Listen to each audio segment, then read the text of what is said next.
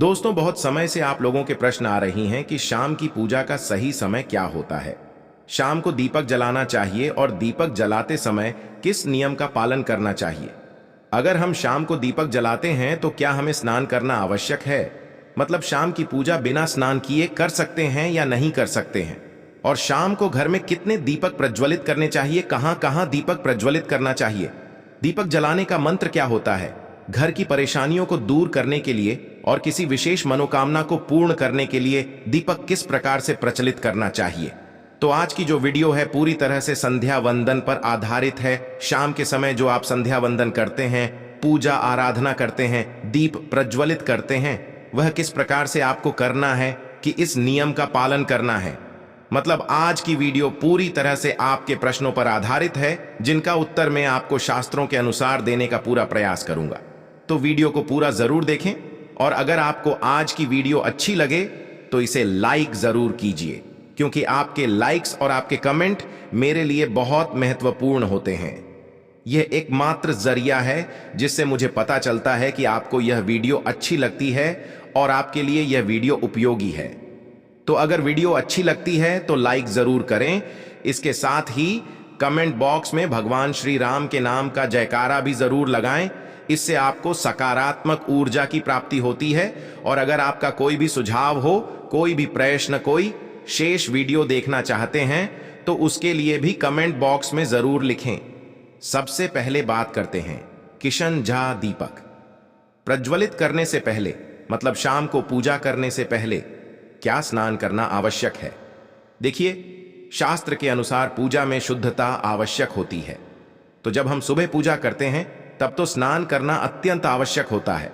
सुबह बिना स्नान के पूजा नहीं करना चाहिए, लेकिन शाम की पूजा आप हाथ मुंह धोकर भी कर सकते हैं। जरूरी नहीं है आप स्नान करें। अब देखिए, आप चाहे तो वस्त्र भी बदल सकते हैं या फिर आप सिर्फ हाथ मुंह धोकर कुल्ला करके भी पूजा कर सकते हैं।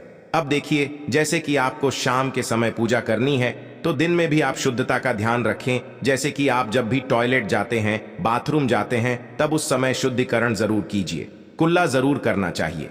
हर बार जब आप बाथरूम जाते हैं तो अगर आप दिन भर शुद्धिकरण का ध्यान रखते हैं तो शाम के समय बिना स्नान किए भी सिर्फ हाथ पांव की पूजा कर सकते हैं और चाहें तो स्नान भी कर सकते हैं। जैसे कि गर्मियों के दिन है तो शाम के समय भी आप स्नान करके पूजा कर सकते हैं। तो बहुत सारी चीजें आप स्वयं भी अपने विवेक से निर्धारित कर सकते हैं। अगला प्रश्न है आपका कि शाम की पूजा में दीपक इस समय जलाना चाहिए। ये तो देखिए, शाम को जो पूजा का समय होता है वह गोधूली बेला का समय होता है, प्रदोष काल का समय होता है। मतलब जिस समय सूर्य अस्त हो रहे होते हैं उस समय हमारे घर में दीपक प्रज्वलित हो जाना चाहिए। अब जैसे कि आप लोगों के प्रश्न आते हैं कि कितने बजे दीपक जलाना चाहिए शाम को, तो देखिए, शाम को सूर्यास्त का समय हर मौसम में अलग अलग होता है। कभी जैसे कि सर्दी चल रही होती है तो 4:30 पर भी सूर्यास्त हो जाता है। कभी कभी 5:30 तक भी सूर्यास्त हो जाता है। जैसे गर्मियों का मौसम है तो 6:30 से लेकर 7 बजे तक ऐसे ही सूर्यास्त का समय होता है। कई बार 7:30 का टाइम हो जाता है।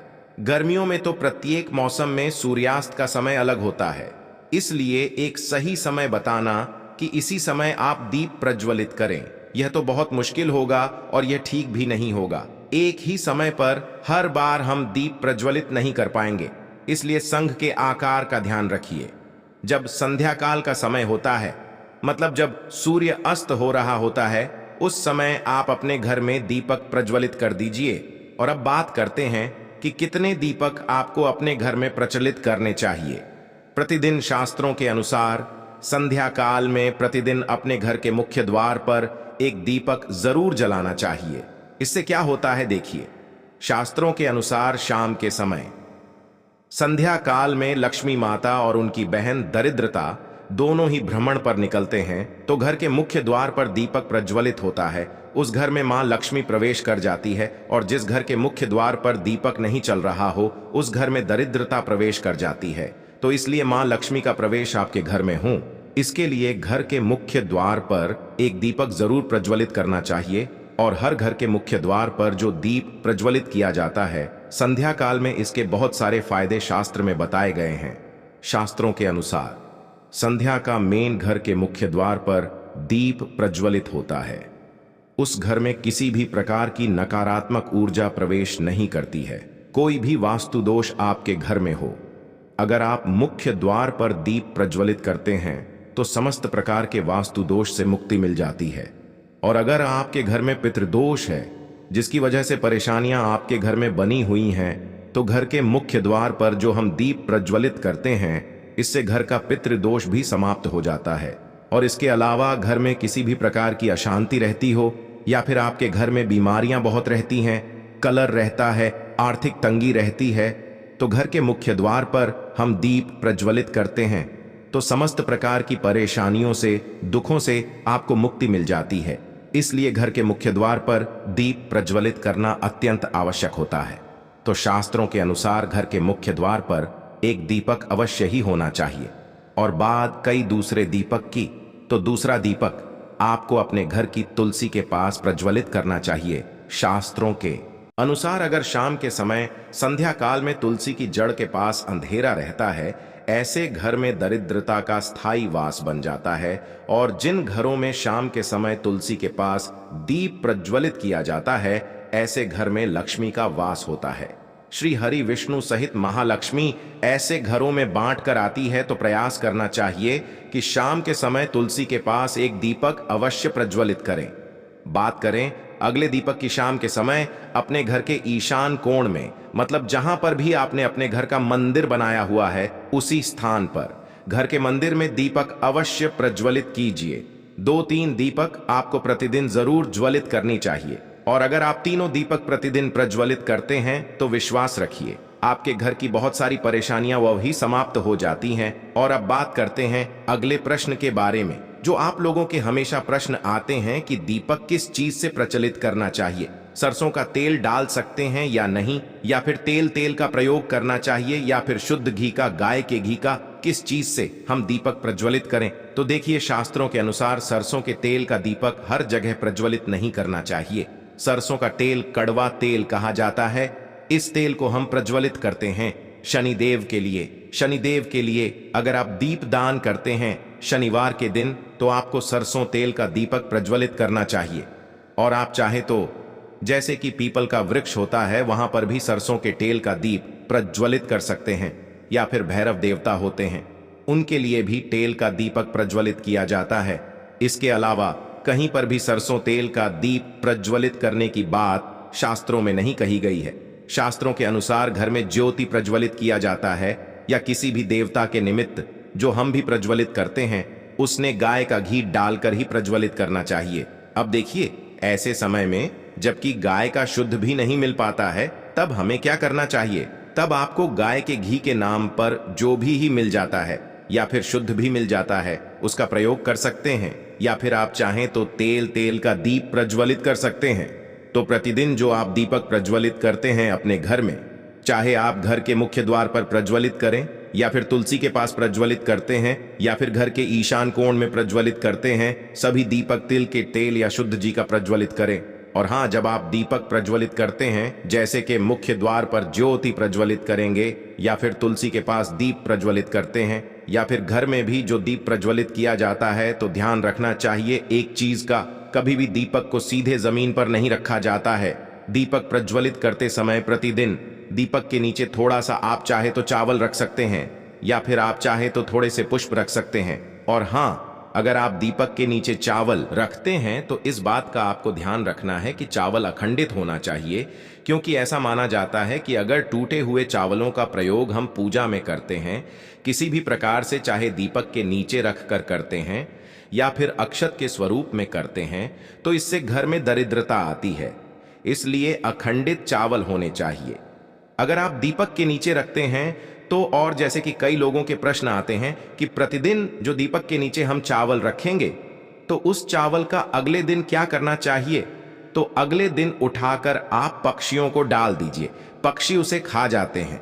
और घर में जो आप ईशान कोण में दीप प्रज्वलित करते हैं, मतलब घर के मंदिर में जो दीपक प्रज्वलित किया जाता है, उस दीपक को आप किसी पात्र में भी रख सकते हैं।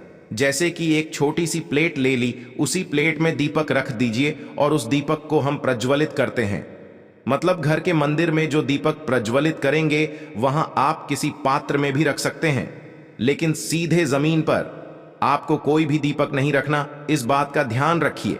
और आपका अगला प्रश्न है कि शाम की पूजा करते समय किसी मंत्र का जप, चाहे दीप प्रज्वलित करते समय दीप जलाने का मंत्र क्या होता है? तो देखिए, दीप जलाने का मंत्र मैं आपको बता देता हूं। आप अगर जप सकते हैं तो जरूर जपिए, लेकिन अगर आपके मंत्र नहीं जप पाते हैं तब भी शाम के समय जब आप दीपक प्रज्वलित करते हैं उस समय आप किसी भी मंत्र का जप कर सकते हैं।